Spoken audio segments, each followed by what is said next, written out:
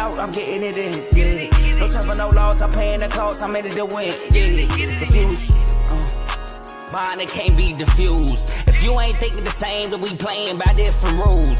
You can't see the vision, we living at different views. Until we complete the mission, keep getting up, never snooze. I walked a mile in my shoes, had the mind of a fool, chasing diamonds and jewels. Trust me, I was confused. Started minding my business and used my mind as a tool. Ended up finding my purpose and found the time to get to it. They told me I couldn't do it, they told me I couldn't make it. They sold it, could never break it. That's sadly mistaken. I need a piece of the pie, I want it so bad I can taste it. They told me, like told me, keep on running toes, they gon' take them. Used to lose, built to win, applied myself, I felt it in. No time for the doubt, they counted me out, I'm getting it in, yeah. No time for no loss, I pay for the cost, I'm winning to win, yeah. Refuse to lose, I'm built to win, applied myself. Welcome back to CTC. I'm your gracious host, Carl, and I'm back for another episode, and we're here talking Final Four. Yes, it is finally here. The Final Four, the finale of the tournament, is this weekend. I'm ready. I hope y'all ready for the finale. We had the NIT finals last night, and Chattanooga pulls off the upset like I predicted. They won in overtime. Dorian Dixon, excuse me. Man, heartbreaking missed layup off an amazing catch by Ben Sligton, but Chattanooga, man, like I said, grimy guard play. Trey Bonham, Honor Huff, who shockingly missed those 2 free throws. But I said in the chat, I'll say it on the show. If Chattanooga won, I said in the chat, if Chattanooga won, I will buy a Chattanooga NIT 2025 championship shirt. I went looking.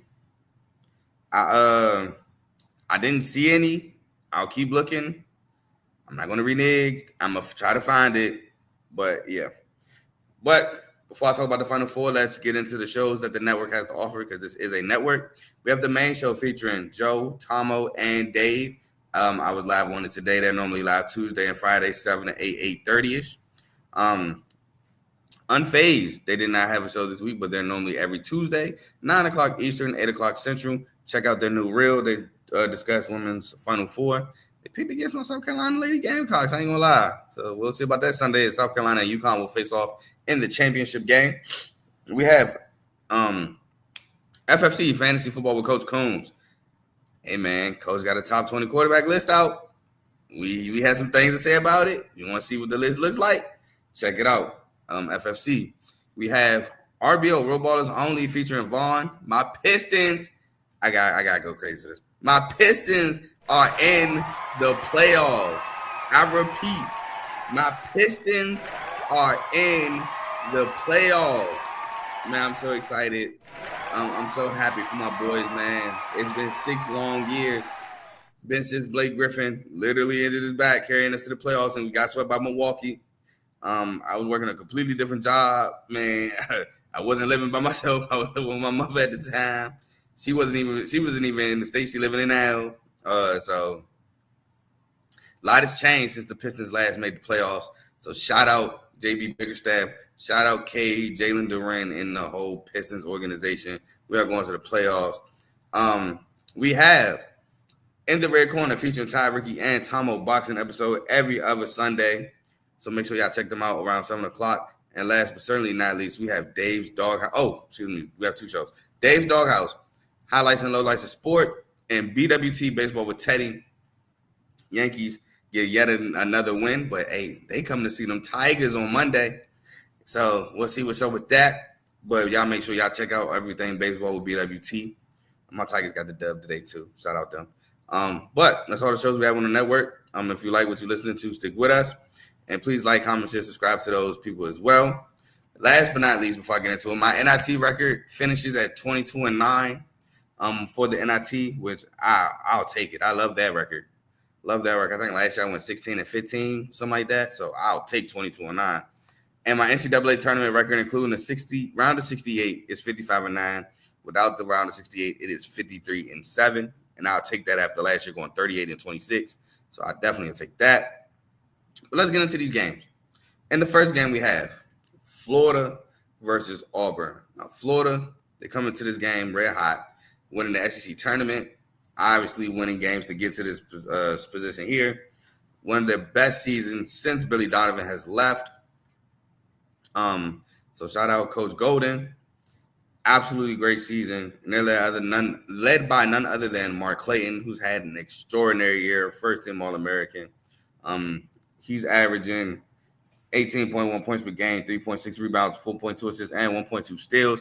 Elijah Martin in his second Final Four, but not with the Gators. This first one came with FAU. So he was a part of that Dusty May group with Elijah Martin, Jonell Davis, Nick Boyd, Vlad Golden, all those guys. He was a part of that. He's averaging 14.5 points per game, 4.6 rebounds, and 1.5 steals. And Will Richard averaging 13.3 points per game, 4.4 rebounds, and 1.6 steals per game. Their X factor in this one is going to be Alex Condon to me, because not only is he going to have a huge job in holding down that paint, he's going to have to deal with more than likely Janai Broome. And we'll see what Janai Broome elbow looks like. I've seen somewhere that he said it is limitless. He'll be 100% ready to go. And in my head, I thought, what else are they going to say? I mean, unless the kid can't play at all, they're going to say he's 100%. The guy came back against MSU. He came in the game, but that elbow was noticeably limp.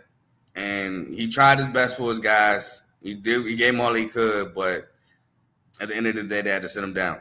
So we'll see what that elbow looks like tomorrow. Well, later on in the day. It's technically Saturday in the East Coast. He's going to have to defend him and Dylan Caldwell, and he's going to have to hold down that paint. Now, go over to the Auburn side. Side note, Auburn picks up a huge transfer today in Keyshawn Hall. Going to be 22, 23 by the time next season starts, but that's beside the point. Pick up a huge transfer there. But Auburn's led by Janai Broome, another transfer, came from Morehead State. Side note, I do want to talk about this real quick. Janai Broome, I seen on ESPN, they were like, well, can Janai Broome be the most impactful transfer since the portal? And my mind instantly went to, like, how quickly we forget about Tristan Newton. Tristan Newton was All-American. Tristan Newton was All Big East. Tristan Newton was the most outstanding in the Final Four last season on the road to a championship at UConn. Like, I get Janai Broome is doing his thing, but let's not. Oh, my bad. Tristan Newton also had Bob Cousy. So, like, let's not forget about Tristan Newton in the 2 years he had at UConn. So that's all I want to say there. But Janai Broome, nonetheless, great transfer, great impact. But man, I just can't say he's been most impactful when I seen Tristan Newton do what he did at UConn. But yeah, 18.7 points per game, 10.9 rebounds, and 2.1 blocks. Chad Baker-Mazar, 12.2 points per game, 1.1 steals per game. Tahad Pettiford, 11.7 points per game.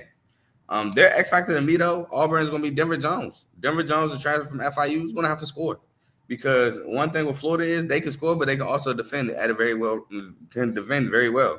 So Denver Jones is going to have to, get to the basket, hit some of those lays, knock down some jumpers. He's going to be key for Auburn to win this game.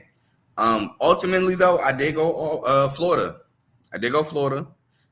I went Florida because, man, Walter Clayton has been hitting big shot after big shot after big shot. And I ain't talking about no open, swing, catch three. No. That three he hit against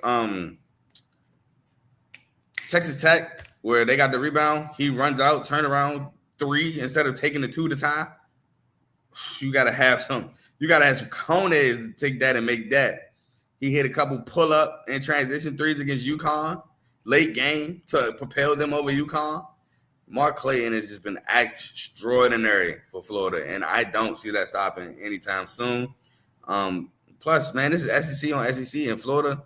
They're well-versed with Auburn, just like Auburn's well-versed with Florida, but there's no surprises. And I think Florida kind of could have made an argument for saying they were the best SEC team. They could have. Now, they dropped a couple games in the regular season, but like I said, they went on that run, won the SEC tournament. They are here in the Final Four, and they've been looking like one of the best teams in the country. So I'm going with Florida. I love Auburn, but Auburn, they got the question with Janai Broome's elbow. That is very questionable. Auburn has had some slow starts, i.e. the Michigan game. They started out slow, but once they got hot, they got going, it got ugly. But Florida can pounce on slow starts. I've seen Florida pounce on Tennessee. I've seen Florida pounce on Alabama. I've seen them pounce on slow starts and not let up. So I'm rolling with Florida in this one. Give me Florida to beat Auburn. Now we go to the next game. But before we do that, I do have a comment I got to read. He said, I'm bumping him on the elbow every play. I mean, hey, that sounds like basketball to me. Hey, we want to see how that elbow really feel. There's nothing, no malice, but it's basketball. We're going to test that. So let's get on to Houston versus Duke. Both 1 seeds. Again, this is the first time since, I believe, 2008 in San Antonio where all 1 seeds has made the Final Four. Before that, there has been none. So this is the second time in history. Shout out to that. But this game is 30 minutes after Florida versus Auburn. It says 8:49, but who knows how long that game lasts. So 30 minutes after, we will have Houston versus Duke. Duke comes into this one as 5.5-point favorites. I mean, we have star power like Cooper Flag. Almost did it again. We like Cooper Flag. I can understand it, but Houston got the coaching. Houston has Kelvin Sampson, who is a guy, in my opinion, is very deserving. But let's get into why Houston is here, and that is none other than L.J. Cryer.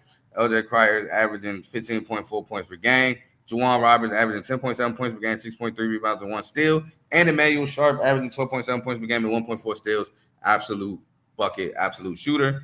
Their X factor to me is Milos Uzan. Why? Because Duke is very good defensively, and Milos is going to have to be able to create his own shots and score to help Houston propel themselves over Duke, who's averaging 11.6 points per game.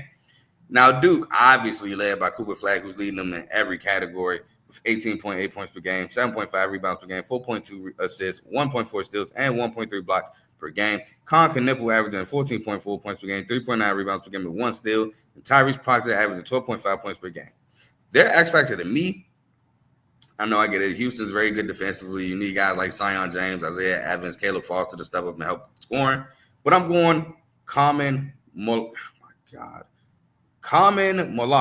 And I'm pretty sure I butchered that. But, Man, the freshman. I'm going him. And his defense on Juwan Roberts, Joseph Tugler, and Javier Francis.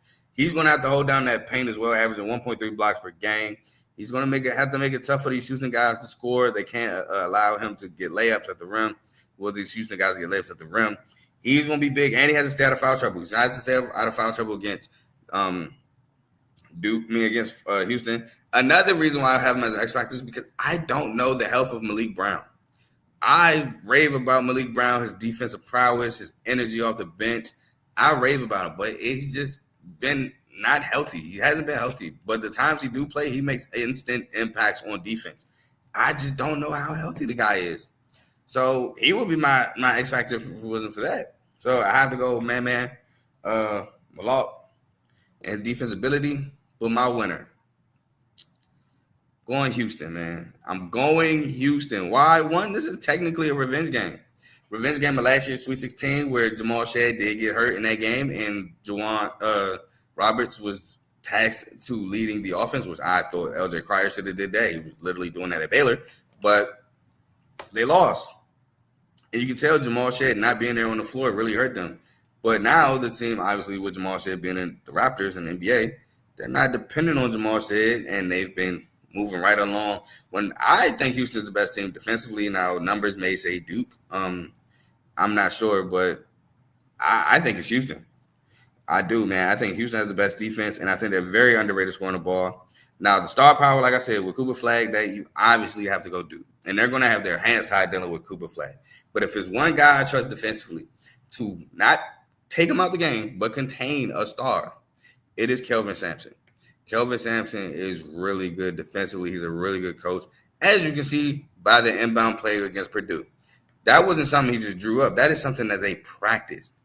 That is something that he pulled out because they practiced it and they knew the time it would be a time to use it. And with 2.7 seconds on the game clock, pulled that play out. Easy layup win versus Purdue. So if it's anybody I trust having the team prepared, it is Kelvin Sampson. And I just think defensively they battle it out. Houston gets the better of them. And I do think L.J. Cryer, he may struggle a little bit. He may. After I watched what Duke did to Mark Sears, L.J. Cryer might be in for a long day. But I think guys like Emmanuel Sharp and Milos Uzan pick up the slack. L.J. Cryer, even a guy like Malik Wilson, or a guy like Terrence Arsenault, who's really a player, they might pick up some of the slack. But rolling with Houston, man, I am. And that is the end of my Final Four prediction. I will be back Monday night to talk about the championship game, the national championship. The national championship is Monday at 8:50. Hopefully it's Houston, Florida. My bracket has Houston, Florida in the Natty.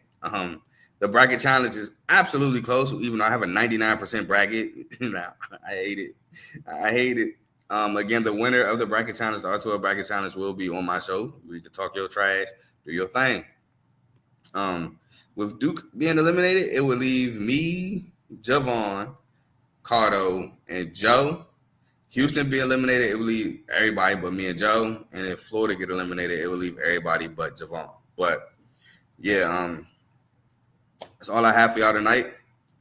Hopefully y'all can lock in on these games tomorrow. Hopefully I can lock on the game tomorrow. I gotta put a word in at work. Like, come on, man, I gotta be home by 6:00. But yeah, y'all enjoy the rest of y'all night. I believe the Warriors and Nuggets should be over by now. I know Steph went nuclear again in the third. Shout out to Warriors, man. Absolutely putting in work. Yep, Warriors won by 14. I will catch y'all Monday night. I am gone. Peace.